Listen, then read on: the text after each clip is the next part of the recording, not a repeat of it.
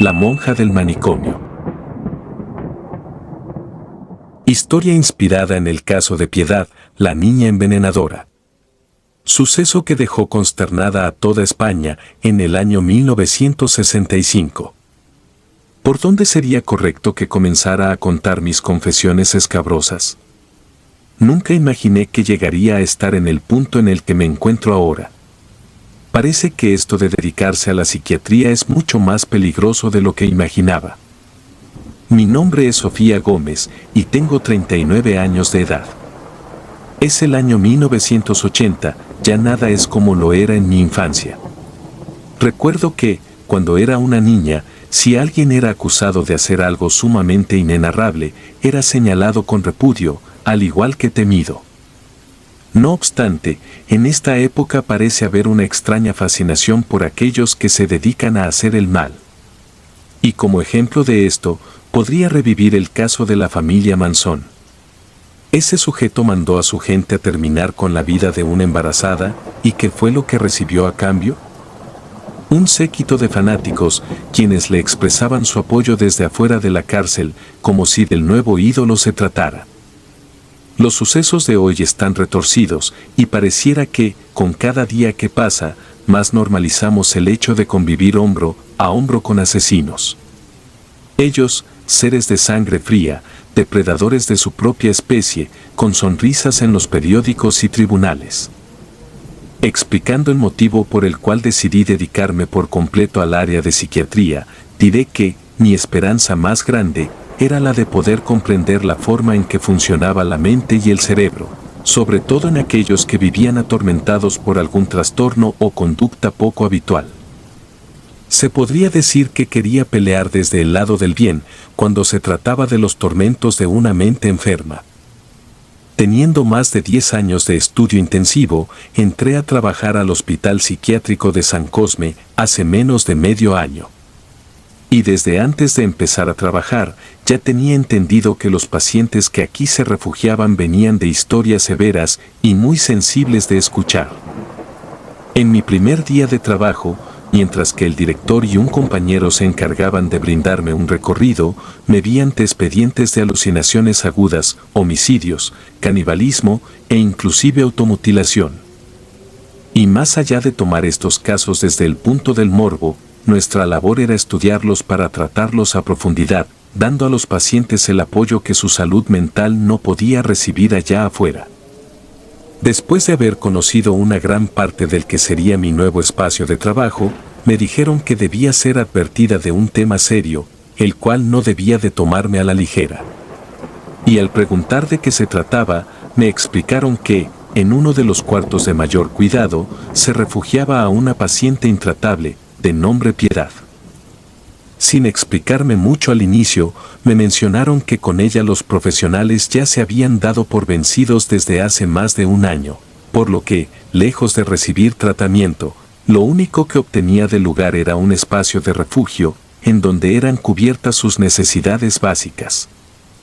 Y debido al peligro que Piedad representaba tanto para la gente de afuera, como para los demás internos, ésta no contaba con el derecho a salir de su habitación, así que no convivía con nadie, más que con los psiquiatras, o enfermeras que estaban obligados a llevarle alimentos y medicamento. Después de oír tantas advertencias escalofriantes, no pude evitar el preguntar qué era lo que aquella mujer había hecho, como para ni siquiera merecerse la atención de un profesional. Mostrando un gesto de agobio, el director dijo que mostraría su expediente por separado, aunque, quizás, hacer aquello no resultaba del todo necesario. Por lo que confundida, le pregunté la razón de tal afirmación, a lo que éste me respondió que, el inicio de su caso había conseguido bastante popularidad 15 años atrás. En 1965, entre el personal médico de Murcia, se registró un caso alarmante, así como sospechoso. Según describía el expediente, los niños menores de toda una familia, con numerosos integrantes, empezaron a perder la vida uno a uno, con una alarmante diferencia de días entre los fallecimientos. A continuación, el archivo mostraba fotografías de aquellos niños muertos, con sus nombres y edades en las que partieron, Estos eran los hermanos menores de Piedad. Y dada la proximidad de las 4 muertes en condiciones sospechosas, tanto médicos como las autoridades decidieron tomar cartas en el asunto, pues, lo que a un principio se pensó que se podría tratar de alguna enfermedad severa, se comprobó que en realidad fueron fallecimientos por envenenamiento. Por lo que con tan alarmante situación, era de gran prioridad dar con él o los responsables a esos homicidios. Tras una investigación a profundidad, que al principio señaló a los padres de Piedad como principales sospechosos, aquella bizarra realidad fue consiguiendo cada vez más claridad a los ojos de quienes investigaban el caso. Pues, Piedad parecía ser el único integrante de la familia a quien las muertes de sus hermanos le resultaban un tema indiferente, y gracias a una intervención inteligente por parte de un detective, quedó al descubierto que la culpable de acabar con los más pequeños de la casa había sido únicamente Piedad. Una vez su participación fue descubierta, ésta confesó sin ningún rastro de vergüenza o culpabilidad el haber asesinado a sus hermanos menores, tan solo porque el cuidar de estos le restaba parte de su tiempo. Y en cuanto el caso fue cubierto por todos los medios, lo que causó más conmoción era que Piedad apenas si contaba con 12 años cuando llevó a cabo su atrocidad. Yo los maté, decía, sin expresar sentimiento alguno. Antes de continuar leyendo el expediente, yo misma recordé esos aterradores tiempos en los que su caso circulaba de boca en boca, siendo tan bizarro de asimilar por tratarse de una de las primeras niñas de la época, en ser declarada como una psicópata. Por tratarse de un caso exclusivo, siendo además los años 60, la ley continuaba siendo difusa en cuanto a dar sentencia a menores. Por lo tanto, en vez de mantenerla recluida en cualquier lugar de seguridad y privarla de sus derechos, fue llevada hasta un convento, en donde recibió cuidado y guía por parte de las monjas. Durante su estadía en el convento, ésta demostró una mejora en sus conductas, llegando a actuar como una persona funcional y de mejores valores. Hasta este punto, eso era todo lo que los medios y la población en general supo en cuanto a Piedad y su paradero. Sin embargo, casi nadie tuvo conocimiento de lo que ocurrió en la siguiente parte de su historia como criminal. Y leyendo las últimas páginas de su expediente, se explicaba que, después de mostrar buenas conductas, ésta salió de aquel convento a los 18 años, sin cargar con ninguna condena u orden en especial por parte de la ley. Por lo tanto, durante muchos años, no se tuvo conocimiento de en dónde estaba o qué hacía. Hasta que, otra escena trágica se registró cerca de donde antes vivía Piedad. 2 niños de una familia fallecieron en ausencia de sus padres, teniendo como única presencia la compañía de su niñera, quien llegó a ellos presentándose como el falso personaje de la hermana Dolores. Tras su segunda captura, las autoridades se enteraron que, en tantos años sin saber qué había sido de Piedad, ésta siguió causando fallecimientos masivos en niños, haciéndose pasar como una monja con capacidades de niñera.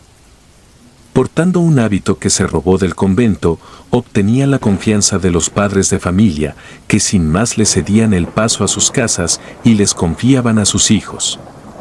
Aunque la mayoría de estos murieron en circunstancias parecidas a sus hermanos, también se tuvo registro de escenas mucho más grotescas hacia aquellos menores.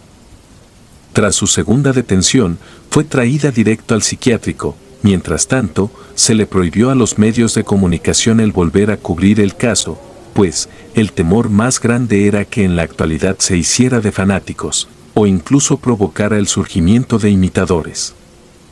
Y al terminar de leer el expediente completo de la paciente Piedad, mi director me preguntó: «Después de saber esto, ¿a ti te quedan ganas de brindarle atención especial?». Antes de siquiera poder responder, me advirtieron que todos los especialistas quienes alguna vez tuvieron la intención de tratarla, terminaron quitándose la vida o convirtiéndose en pacientes del mismo hospital, luego de desarrollar psicosis por convivir con Piedad.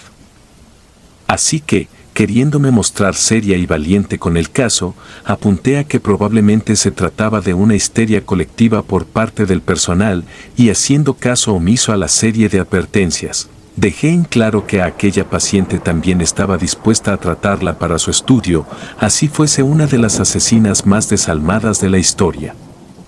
Como al principio insistieron con que lo mejor era que me retractara de esa decisión, alegué que era derecho de cada paciente el recibir atención, y me aferré a correr el riesgo de seguir estudiando a fondo la mente retorcida y enferma de Piedad. Aún en desacuerdo con mi decisión, el director dijo que me haría conocerla de frente para hacerme reconsiderar.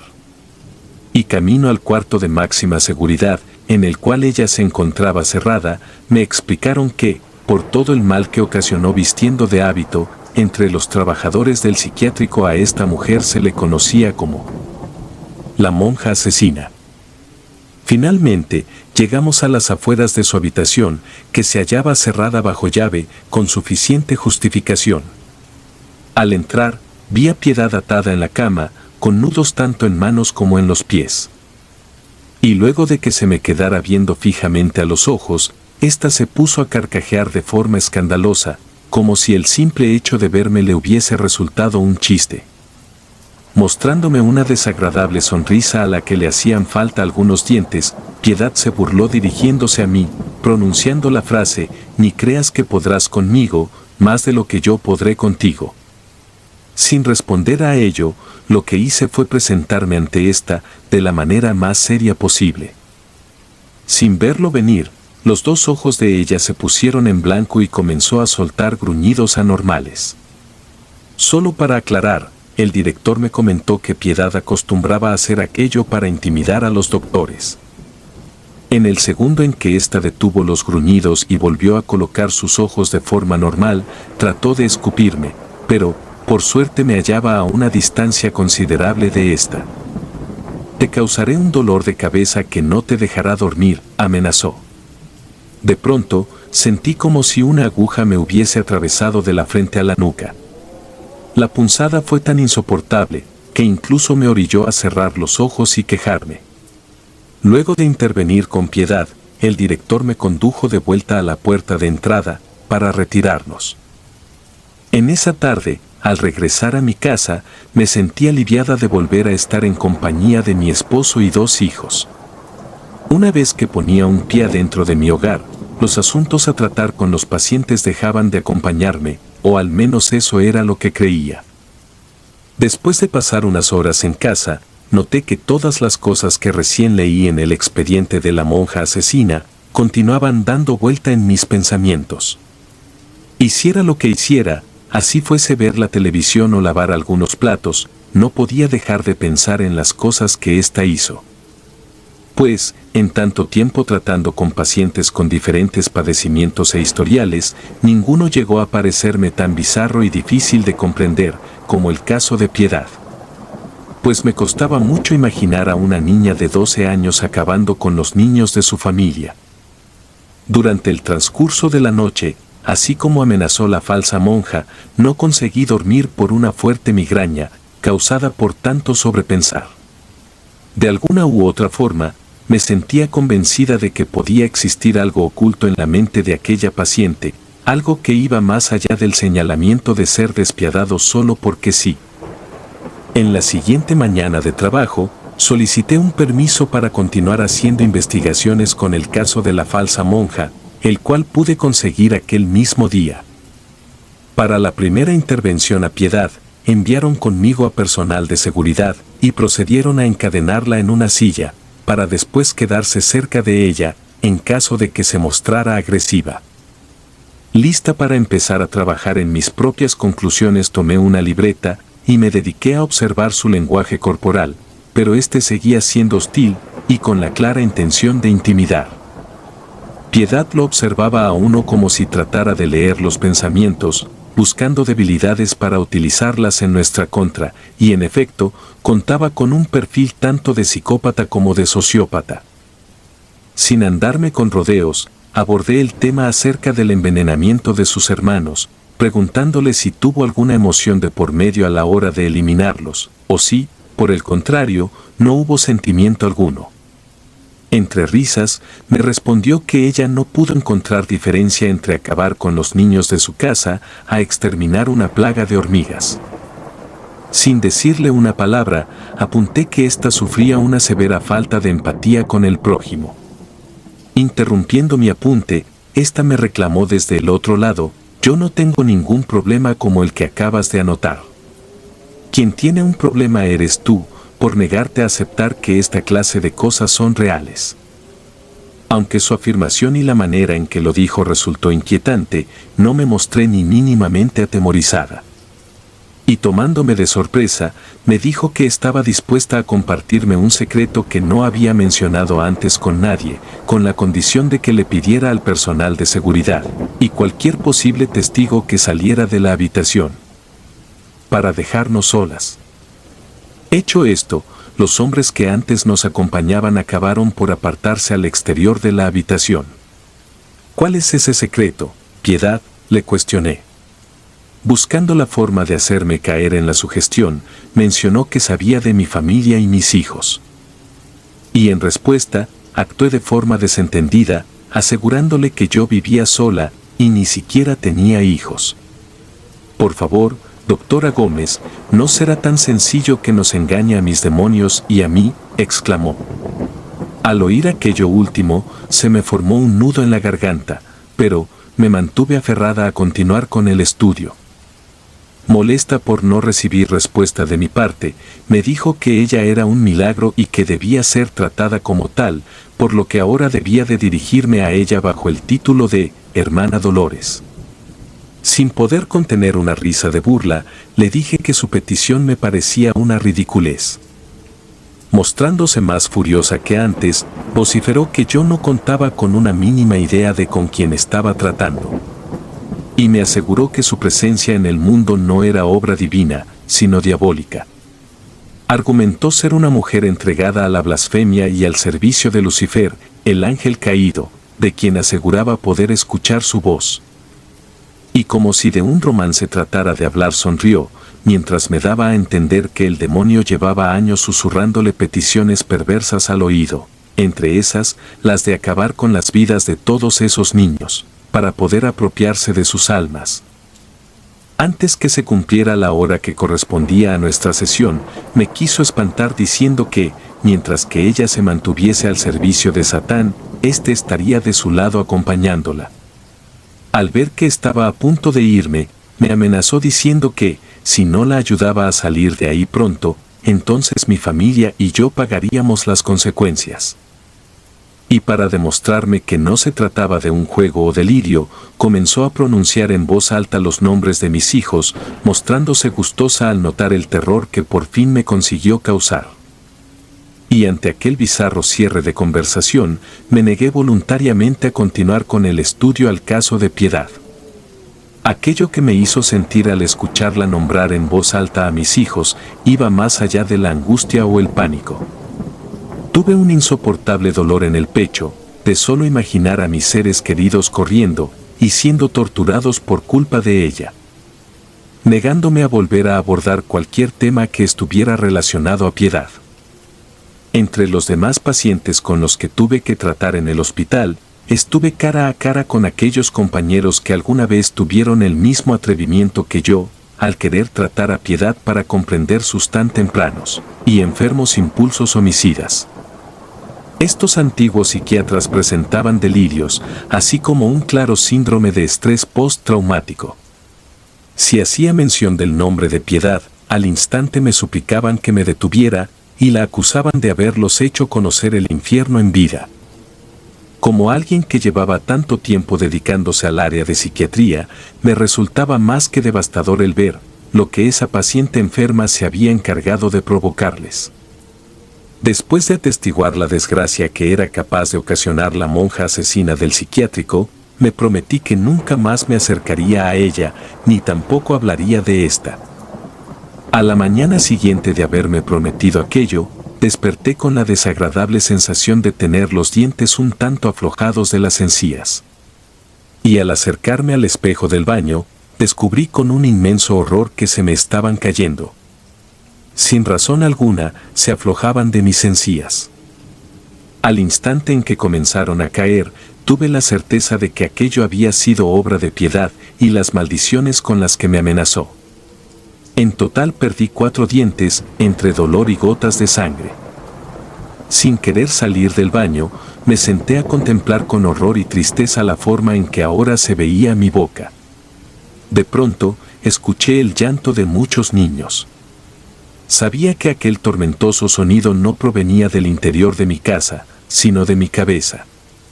Se escuchaba como si todo un salón de pequeños se lamentara y llorasen llenos de dolor. Y como sus pequeñas voces no dejaban de reproducirse en mi cabeza, me comencé a dar pequeños golpes en la frente, enfrentando una crisis nerviosa porque el dolor de esos niños no me dejaba en paz, pues gritaban y suplicaban piedad, como si se dirigieran a mí como la culpable de su dolor. Fue Piedad la que los mató, no yo. Grité, al notar que el escándalo volvía más fuerte.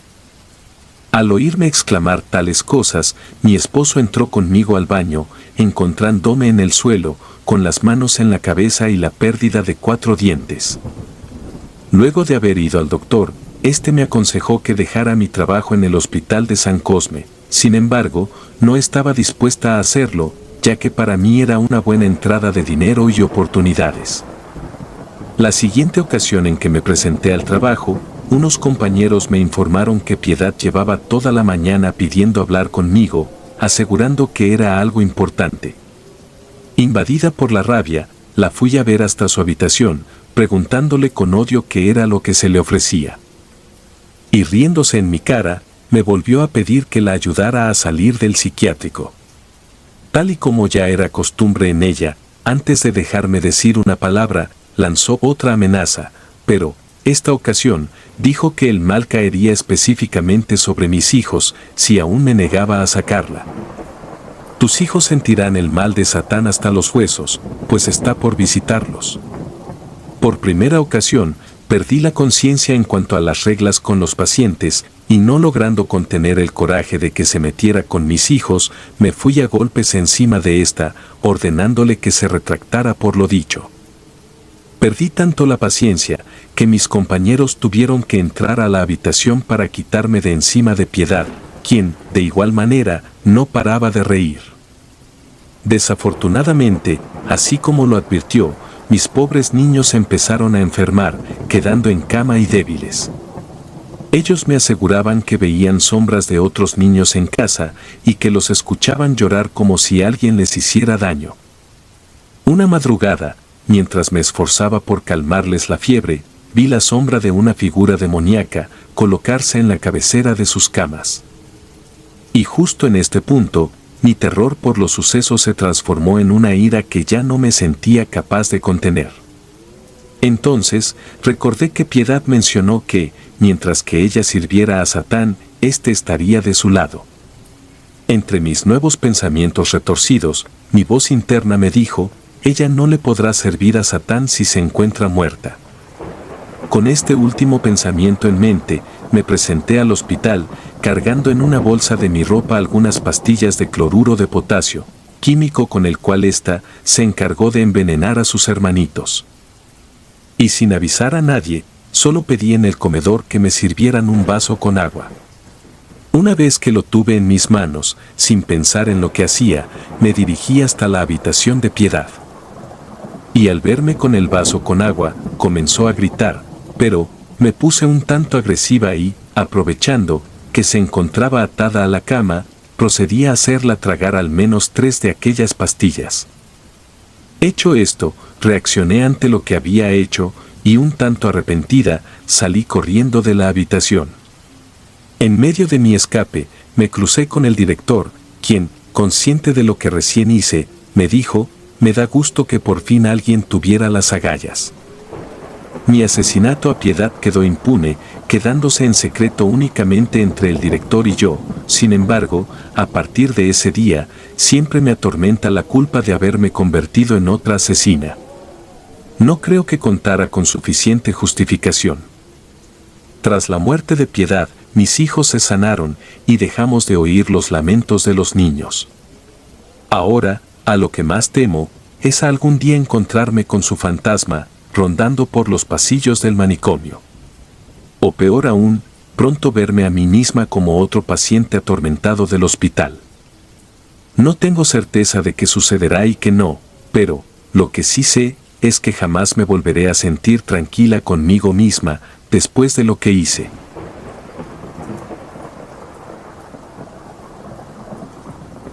La monja del hotel. Trabajo en un hotel que está en las afueras de la ciudad, en lo alto de una colina desde la que se puede ver la panorámica.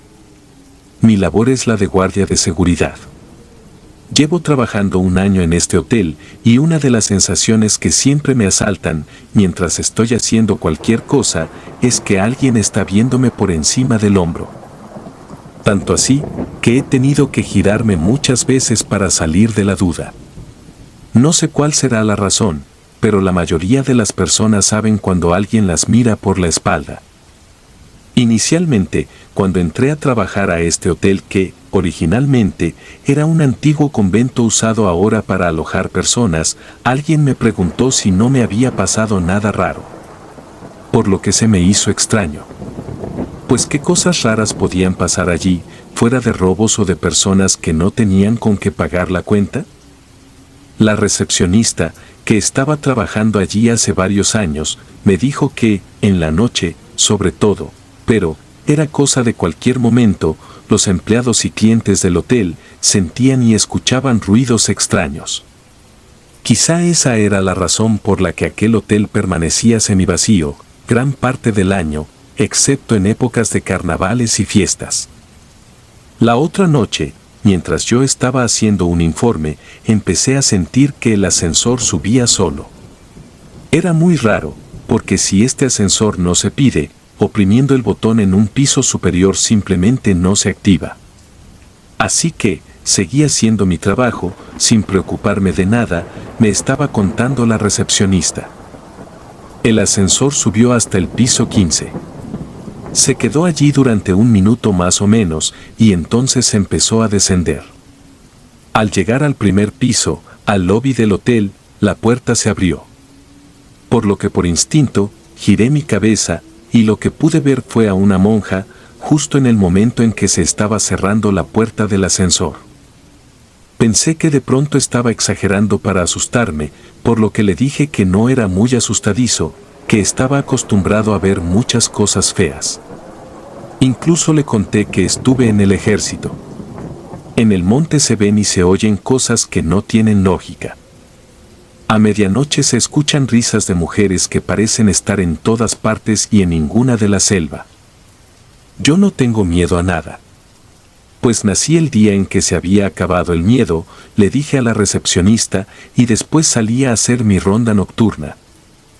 A veces, en medio de mis idas y venidas por el hotel, me quedaba mirando algunas tallas y cuadros de la colonia que todavía se conservan en lo que eran los pasillos y cuartos del antiguo convento. Me parecían interesantes esas figuras de ángeles, santos y vírgenes, tallados en madera y con incrustaciones de oro puro.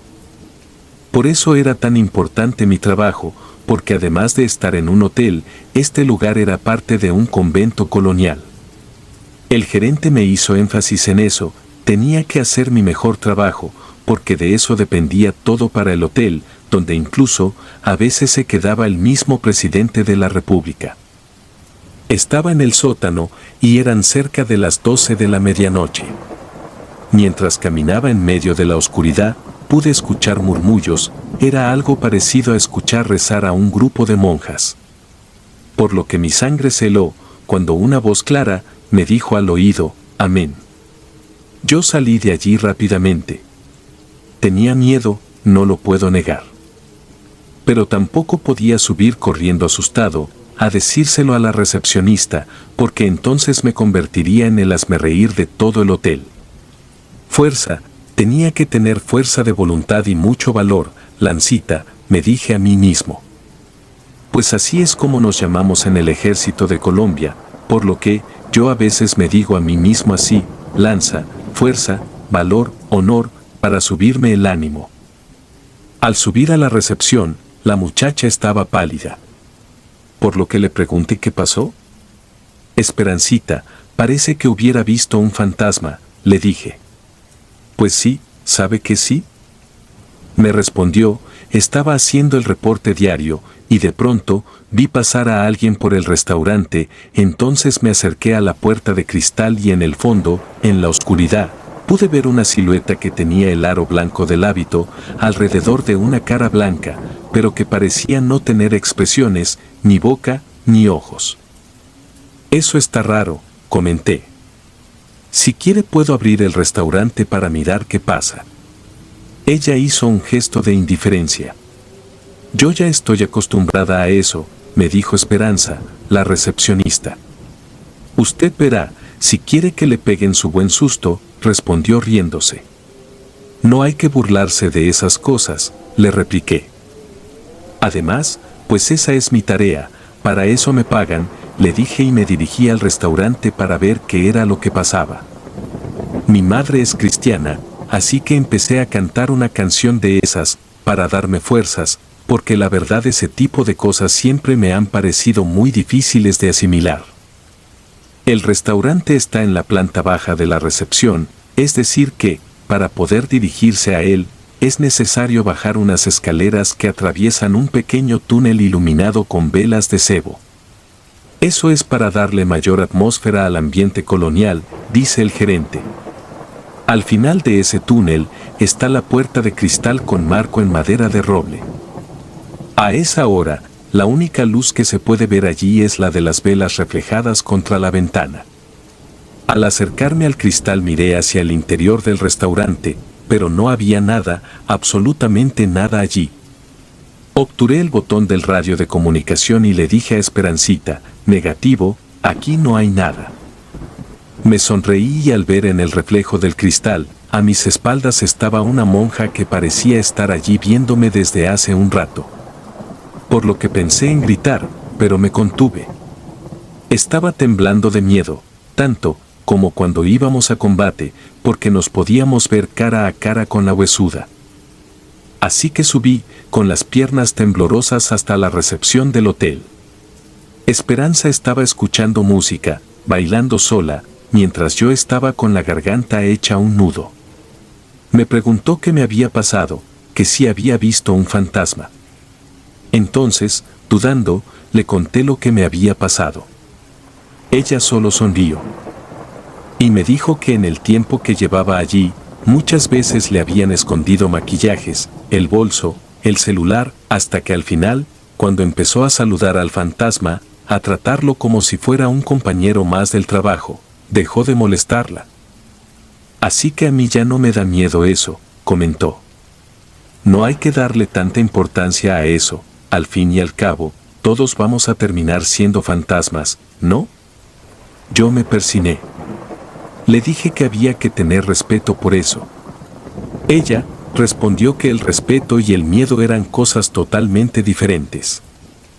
Así que volví a mi trabajo, porque todavía me faltaban varias horas para terminar mi turno de trabajo. Pues tenía que subir a revisar piso por piso las habitaciones, la cocina y la terraza, además de hacer mi informe sobre novedades de trabajo. También los automóviles que están en el parqueadero son mi responsabilidad. Esperanza tenía razón, si me ponía a pensar en fantasmas, era poco el tiempo que me quedaba para mi trabajo. Entonces opté por empezar a saludar al fantasma de la monja para que no me siguiera asustando. Mientras estaba haciendo mi ronda por el piso cuarto, por radio, Esperanza me dijo que un huésped tenía una solicitud. Así que me dirigí al cuarto y llamé a la puerta. Se demoró unos minutos en abrir. Y finalmente, cuando apareció, la mujer estaba aterrorizada. ¿Qué pasa? ¿En qué le puedo ayudar?, pregunté. Mire, dijo la mujer, estaba yo dándome un baño, cuando de pronto, al salir de la ducha, pude ver en el reflejo del espejo algo que me aterrorizó. Por lo que no quiero seguir estando en este hotel, así que, me voy ya, por favor. Le insistí que me contara qué era lo que había pasado, de qué manera podíamos ayudarla. Creo que ustedes lo saben perfectamente. Por esa razón aquí no hay nunca nadie hospedado, dijo la mujer. Por lo que, volví a preguntarle qué era lo que había visto. Era la figura de una monja, estaba ahí, parada en medio del baño, de este baño, dijo aterrorizada. Tomamos el ascensor para ir hasta el lobby del hotel. Y mientras descendíamos, el ascensor abruptamente se detuvo en un piso intermedio. Luego, ascendió, como si alguien lo estuviera pidiendo. Yo le dije que me esperara en el ascensor y me bajé en el piso. Hice un recorrido por los pasillos, todo parecía estar en orden. Así que retorné hacia el ascensor, cuando de pronto, escuché una voz que me llamaba. Hijo, oren por mí, y al girarme, pude ver la cabeza de la monja asomarse a través de la pared, para luego volverse a meter, como si estuviera saliendo de la superficie de un estanque. La mujer me vio llegar, asustado y pálido. Por lo que, me preguntó qué había pasado. Pero ante mi mudez, solo se rió. Esa monja, al parecer les quiere decir algo. Quiere que ustedes salgan de aquí ahora y la dejen en paz, yo me largo ya mismo de aquí. En la recepción, también Esperanza estaba bastante inquieta, así que le pregunté qué había sucedido. Casi al mismo tiempo que yo había tenido el encuentro con la monja, ella también la vio cruzar el lobby. Es algo insoportable. Ya estoy harta, dijo Esperanza. La huésped comentó que se negaba a pagar, pues la culpa de aquello no era suya. Pero finalmente llegaron a un acuerdo, por lo que pagó y se fue. Quedamos solos en aquel hotel Esperanza y yo. ¿Qué vamos a hacer?, pregunté. No quiero pasar un momento más en este maldito hotel, dijo Esperanza. Así que concertamos en irnos a dormir a un hotel pequeño, cerca del aeropuerto. Al menos para poder conciliar el sueño. Pero mientras salíamos, para buscar un taxi, miramos de nuevo hacia el hotel. Y allí, en lo alto de una ventana del piso quinto, estaba la figura de la monja, despidiéndose de nosotros y dándonos bendiciones con la mano derecha, quizá, para que nuestro viaje fuera en paz. Jamás olvidaré esto que me sucedió, y espero nunca lo vuelva a vivir.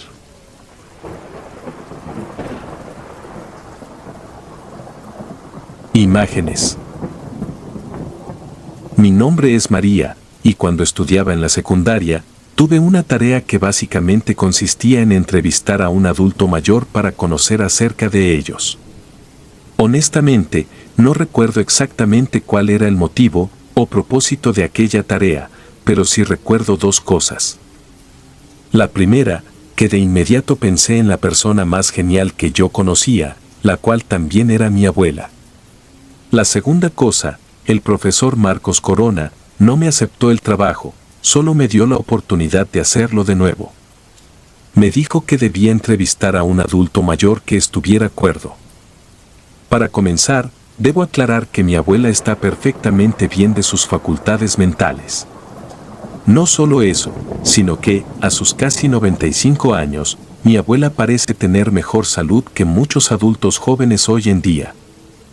Le pregunté si estaba de acuerdo con que intentara contarlo por aquí, y ella aceptó, pero no quiere que sepan el nombre del lugar donde ocurre la siguiente historia, así como su nombre y el nombre de las involucradas.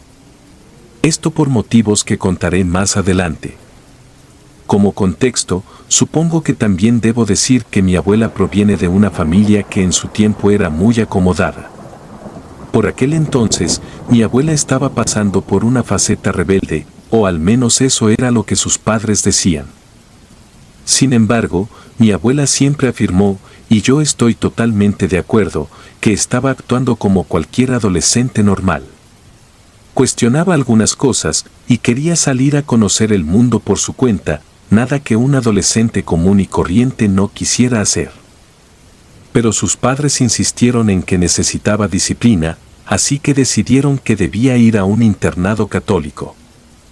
Pero como no puedo decir cómo se llamaba exactamente, solo le diré el internado.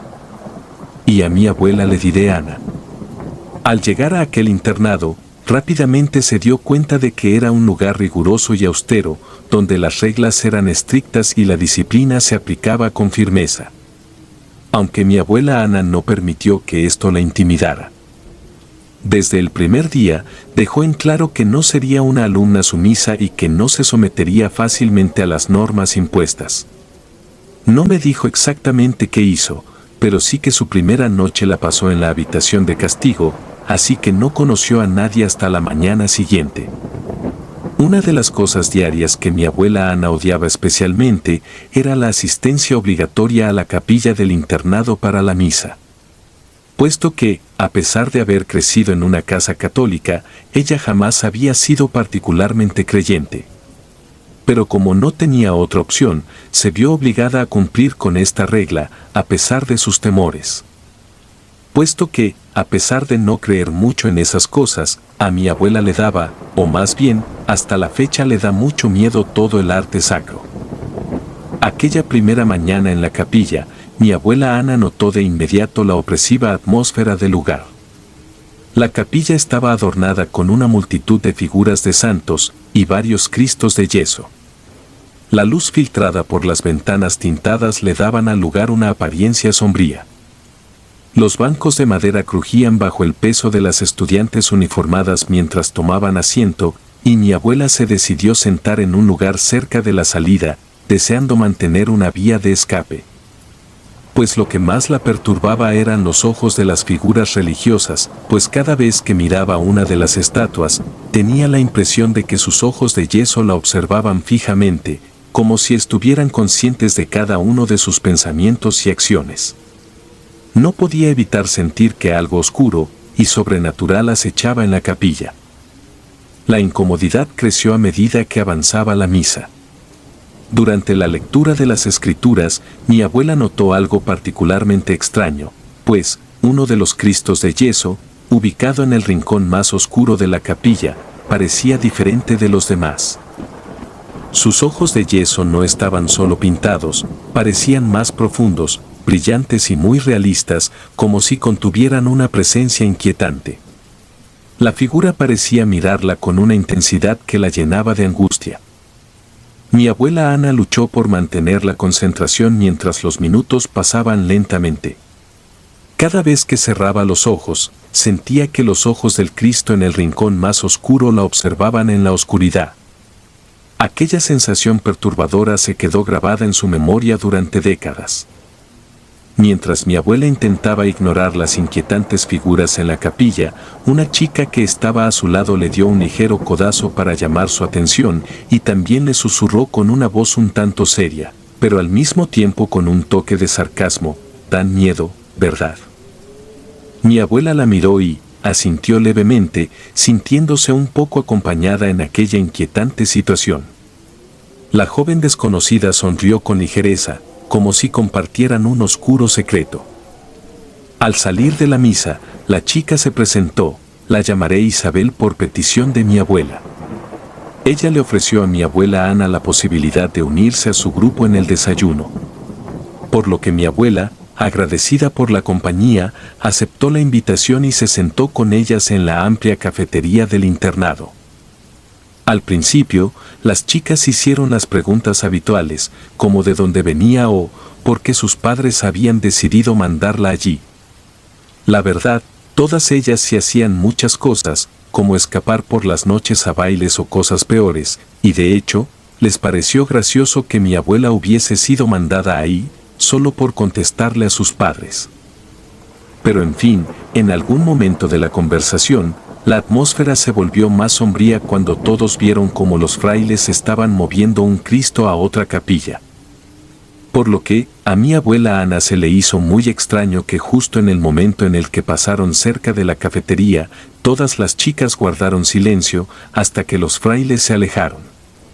Fue entonces cuando Isabel y sus amigas compartieron una serie de historias perturbadoras sobre el internado. Le dijeron a mi abuela Ana que en ese lugar ocurrían cosas muy extrañas, cosas que no tenían explicación lógica.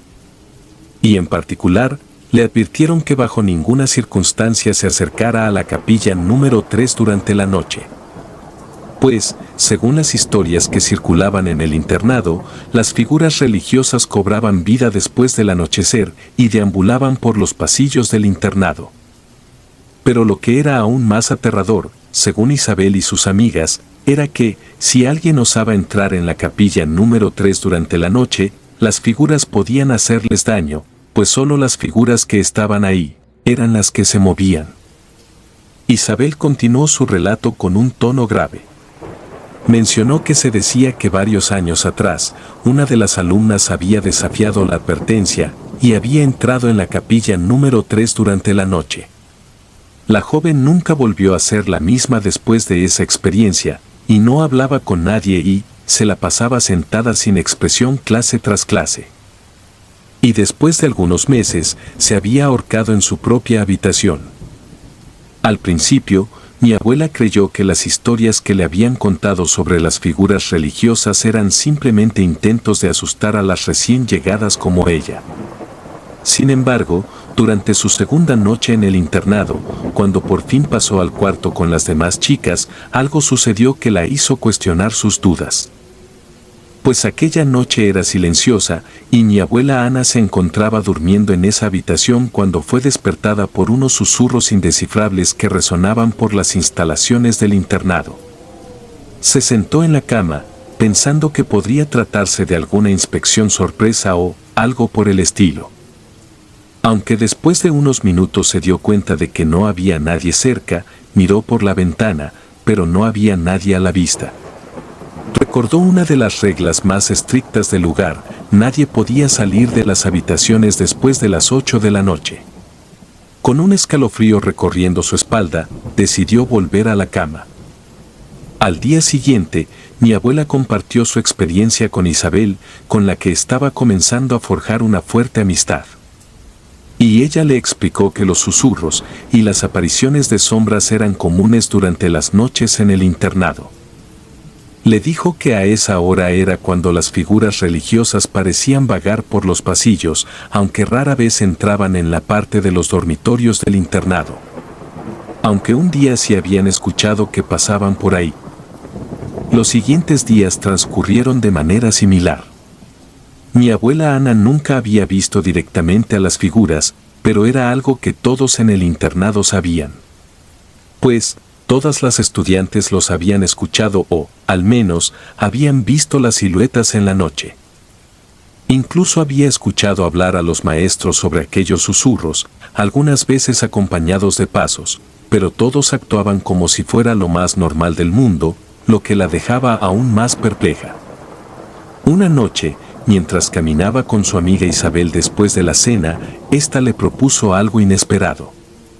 Una de sus otras amigas había conseguido que alguien de afuera les trajera un poco de alcohol y cigarrillos y le invitó a unirse a ellas.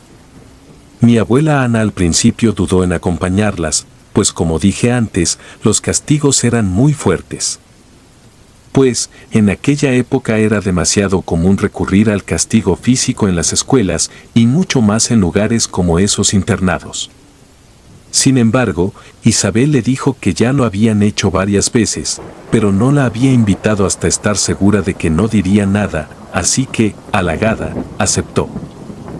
A medianoche, mi abuela se aventuró junto con otras 4 chicas a los límites del internado, donde alguien les entregó un bolso con las cosas que habían conseguido. Se dirigieron a un lugar apartado para fumar y beber, divirtiéndose y compartiendo sus deseos de escapar de aquel lugar opresivo. Prometieron que si alguna de ellas descubría cómo salir, se lo contarían a las demás para poder huir juntas. Y mientras hablaban emocionadas sobre la idea de la fuga, de repente, escucharon murmullos como si varias personas estuvieran hablando en voz baja. Inicialmente, pensaron que se trataba de las monjas o frailes encargados de la vigilancia, que se habían dado cuenta de que faltaban en sus camas y ahora las estaban buscando. Por lo que rápidamente se ocultaron, tratando de pasar desapercibidas. Sin embargo, cuando los pasos estuvieron muy cerca, mi abuela decidió asomarse para ver quién era y vio con horror a las figuras religiosas caminando por el lugar, recitando palabras ininteligibles que, si les prestabas más atención, los susurros que habían escuchado antes resultaban ser rezos católicos. El terror se apoderó de ellas mientras observaban cómo las figuras se movían en la penumbra de la noche. Guardaron silencio mientras las figuras de yeso se alejaban, temerosas de hacer cualquier ruido que pudiera atraer su atención. Una vez que las figuras religiosas parecieron desaparecer en la oscuridad, mi abuela junto con sus amigas salieron de su escondite y tomaron la decisión de volver a sus habitaciones, decididas a poner fin a su aventura nocturna. Así que, comenzaron a caminar de manera apresurada, sus pasos resonaban en los pasillos vacíos. Cada tanto, miraban hacia atrás, con el corazón latiendo con fuerza, asegurándose de que nadie las estuviera siguiendo. Parecía que todo volvía a la normalidad en el internado, y la adrenalina de la noche se desvanecía gradualmente. Sin embargo, de repente, escucharon pasos detrás de ellas. Todas miraron hacia atrás con horror, y vieron como el Cristo de yeso, que tanto miedo les había causado, caminaba a paso tranquilo en su dirección. La escena era surrealista, era como ver caminar a un perturbador maniquí. Todas sintieron un escalofrío recorriendo sus espinas dorsales. El Cristo de yeso avanzaba lentamente, y se escuchaba un susurro muy bajo. Todas retrocedían con terror mientras se daban cuenta de que los susurros eran una oración que comenzó a llenar los oscuros pasillos del internado. Era la voz del Cristo de yeso recitando el credo en latín, un sonido inquietante que resonaba en sus oídos mientras corrían desesperadamente hacia sus habitaciones. Con el corazón latiendo con fuerza, lograron llegar a su habitación y cerraron la puerta. Incluso pusieron una cómoda como barricada, y les contaron a las chicas lo que les había pasado, puesto que con el alboroto se habían despertado. Sintieron un alivio momentáneo. Sin embargo, a los pocos minutos vieron cómo la manija de la puerta giraba, pero la cómoda impedía que se abriera. Sin embargo, durante toda la noche, el sonido de la oración del Cristo de yeso resonó en sus oídos, un eco perturbador que les impedía conciliar el sueño, y no se detuvo hasta que amaneció. A la mañana siguiente, fueron despertadas por la Madre Superiora, quien las hizo levantarse mucho antes de la hora designada. Estaba muy molesta, y les decía que habían descubierto que alguien había salido de su habitación durante la noche. Porque encontraron la bolsa con la botella de alcohol y cigarrillos en la capilla número 3. Lo más inquietante era que habían encontrado la bolsa colgada de la mano del Cristo de yeso que las había perseguido la noche anterior. El miedo y la confusión se apoderaron de todas ellas. La Madre Superiora las interrogó minuciosamente, pero ninguna de las chicas pudo explicar cómo la bolsa había llegado hasta la capilla. Y ni tampoco, porque el Cristo de yeso estaba involucrado en aquella perturbadora escena. Ninguna de las chicas que se encontraban en la habitación dijo una palabra.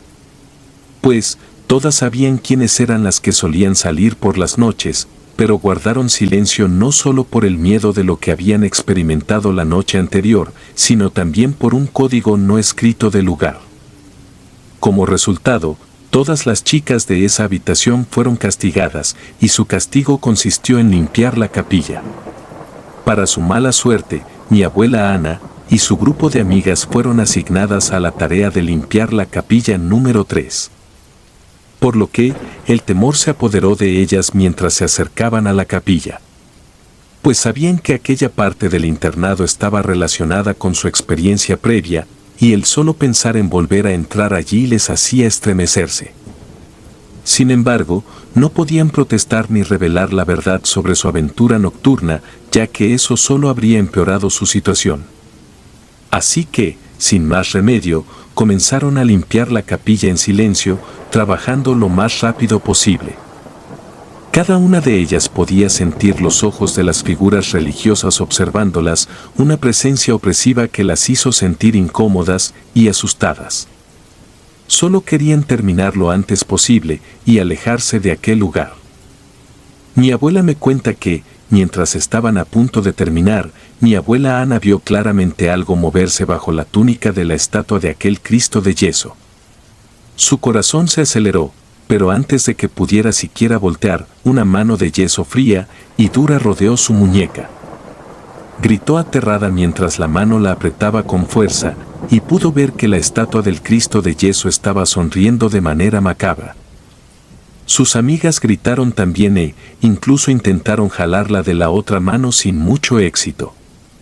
Los pasos apresurados de la Madre Superiora se acercaban a la capilla mientras mi abuela luchaba por liberarse del agarre de la estatua.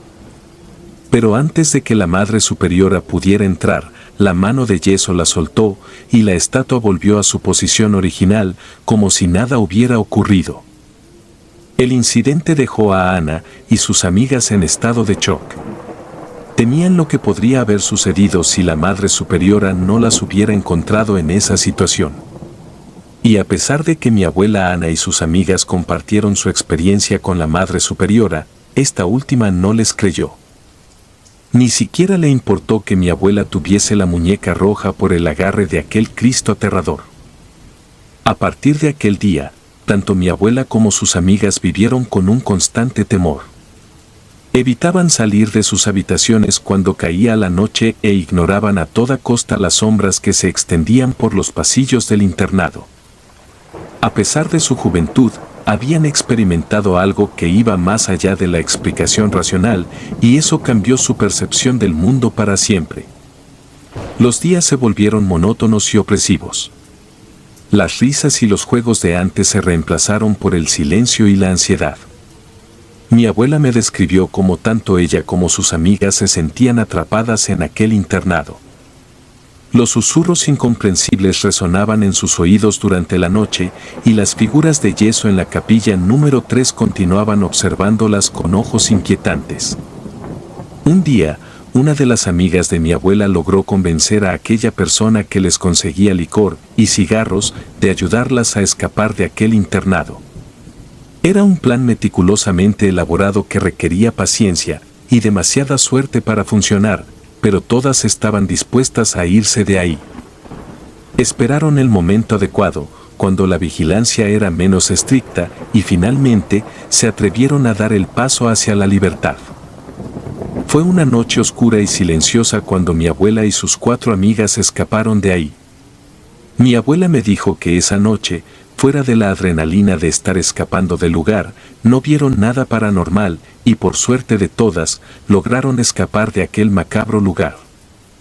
También me dijo que después de esa noche, las 5 supieron que no podían volver a sus casas sin que fueran devueltas al internado para señoritas, por lo que seguramente tengo familia en otra ciudad que no conozco y seguramente nunca conoceré, pero esa es otra historia.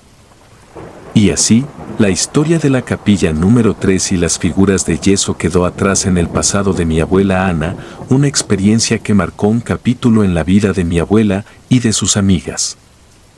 Actualmente, mi abuela afirma que no sabe qué pudieron ser esas criaturas, dice que nunca investigó más, puesto que ella consideró que era algo que debía dejar en el pasado. Sin embargo, jamás pudo superarlo del todo.